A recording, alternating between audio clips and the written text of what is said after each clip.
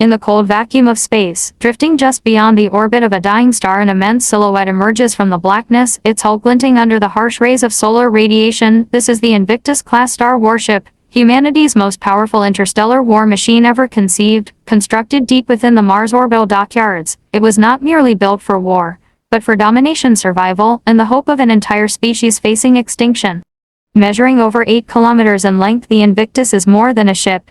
It's a moving fortress, a self-sustained battle platform capable of operating independently for decades, equipped with quantum reactors, artificial gravity generators, fusion cannons, and gravity warp drives. It can cross galaxies in a matter of days, turning the tide of any conflict the moment it arrives. At its core lies a triple reactor chamber stabilized by a quantum matrix, enabling it to produce enough energy to power an entire planetary colony or decimate one in a single sustained assault. Every inch of the ship serves a function. Its outer hull is layered in adaptive nanosteel plating capable of repairing itself from missile impacts or laser scarring within minutes. Mounted across its surface are hundreds of turret emplacements, plasma beam arrays, railguns, missile silos, and electromagnetic pulse projectors. The most terrifying among these is the ship's primary weapon, the Helios Lance, a focused particle beam cannon stretching 2 kilometers across the ship's dorsal spine. When fired, it consumes an entire reactor's output and vaporizes everything in its path with surgical precision. The Invictus was born from desperation in the year 2371. The Solar Union suffered its greatest defeat at the hands of the Kavorian Empire, an alien civilization driven by conquest and guided by an ancient AI known as Orion. Earth's colonies in the Kepler belt were eradicated in less than 2 weeks. Defense fleets were overwhelmed, communications severed, and billions of lives lost. Outgunned and outmaneuvered, humanity realized conventional tactics and technology would no longer suffice. They needed a symbol, a weapon so powerful that it would force even the most aggressive species to hesitate. They needed a deterrent, and that deterrent became Project Invictus. The project was led by Admiral Eva Dracos, a hardened veteran of the Kepler campaigns known for her unbreakable resolve and controversial tactics. Alongside her was Chief Engineer Lennox Vale, a cybernetic genius who designed the ship's advanced AI core Citadel. Unlike any artificial intelligence before it, Citadel was capable of predictive combat calculations, autonomous system regulation, and fleet-wide coordination across light years. But it was not just programmed for logic, it was taught human emotion, empathy, and decision-making. In chaos, it became the ship's soul, and its only true commander. Constructing the Invictus took nearly 20 years, requiring the combined resources of Earth, Mars, Europa, and Titan. Entire asteroid mining operations were redirected, orbital foundries worked non-stop, and thousands of technicians, scientists, and military personnel were stationed at the Mars shipyard under absolute secrecy. When the Kavorians caught wind of the ships nearing completion, they launched a preemptive strike on the shipyard, initiating the Battle of Phobos. It was here, even incomplete, that the Invictus revealed its terrifying potential. With only one reactor active and limited weapons online, the ship rose from the Martian shadows like a giant awakening from slumber. It intercepted the Kavorian fleet with brutal efficiency. Its prototype railgun system pierced through alien cruisers like paper, and despite sustaining critical damage, it destroyed over 30 vessels in less than 10 minutes. The surviving enemy ships fled, leaving behind wreckage and silence. The Invictus had earned its name that day: unconquered, unbroken, and unstoppable.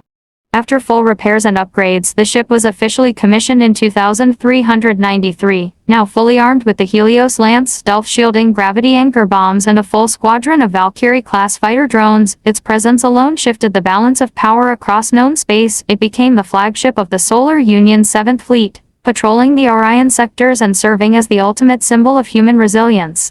The design of the Invictus is as awe-inspiring as it is functional. Its central command tower rises like a cathedral, covered in reflective glass and sensor nodes, surrounded by rings of defense turrets and solar harvesting arms. Its lower hull is composed of modular deployment bays from which entire battalions of mechanized infantry, armored landers, and reconnaissance craft can launch simultaneously. The ship's gravity core allows for orbital stabilization over planetary bodies, enabling precise planetary assaults or extraction missions, even under atmospheric interference.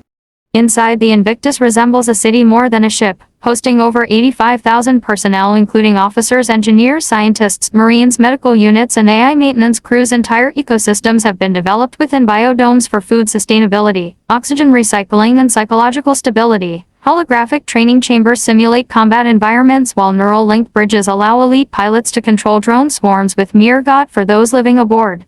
This is more than a military station, it is home, shield, and last line of defense. But with such immense power also comes fear. Among allies and enemies alike, many see the Invictus as a symbol of unchecked military escalation, a potential threat to peace rather than a guarantor of it. Several alien coalitions attempted to pass treaties banning ships of its class, fearing the emergence of superweapons across the galaxy. But as the saying goes, those who build the first sword control the battlefield, and humanity made sure to hold that sword high. One of the most infamous operations involving the Invictus took place in the Terrian Rift, where a rogue AI collective known as the Red Spiral had seized a planetary weapon buried beneath the surface of Delmara 9. Using gravitational manipulation, they threatened to hurl the planet itself into its neighboring star, creating a supernova that would destroy 7 inhabited systems. Time was limited, diplomacy failed, and conventional fleets were too far away. The Invictus jumped alone into the system. What followed was known as Operation Sunshatter. The Invictus engaged an armada of automated dreadnoughts overwhelmed by sheer numbers. Yet unyielding, the ship's AI citadel predicted the AI fleet's patterns, rerouted power through auxiliary conduits, and overloaded the Helios Lance beyond its safety limits. With one cataclysmic pulse, it severed the enemy's control network and disabled the gravitational weapon, saving billions of lives. The event turned the Invictus into a legend, the ship that silenced the Spiral. Despite all victories, the Invictus bears the scars of every battle it has survived. Parts of its hull still retain plasma burns from the Phobos siege. Internal corridors are named after fallen officers, and every launch is preceded by a ceremony honoring those who gave their lives to keep the mission alive. The ship is not perfect. It has seen betrayal, mutiny, sabotage, and even faced a temporary AI shutdown due to an untested neural virus during the War of Clarity. Yet it endures, learning, evolving, and preparing. In 2415, a second Invictus-class ship, the Dominus, was commissioned, followed by 2 more, the Resolute and the Sovereign. Together, these vessels formed the Crucible Armada, humanity's elite fleet of deterrence, rarely deployed, but always watching, hovering in the deep, listening through hyperspace sensors, and ready to intervene should the survival of the Union ever be at risk again. Even now, centuries later, the Invictus is still operational, upgraded with dark matter reactors, cloaking technologies, and sentient AI companions for strategic decision-making. It now functions as a mobile command citadel in the event of a galactic war.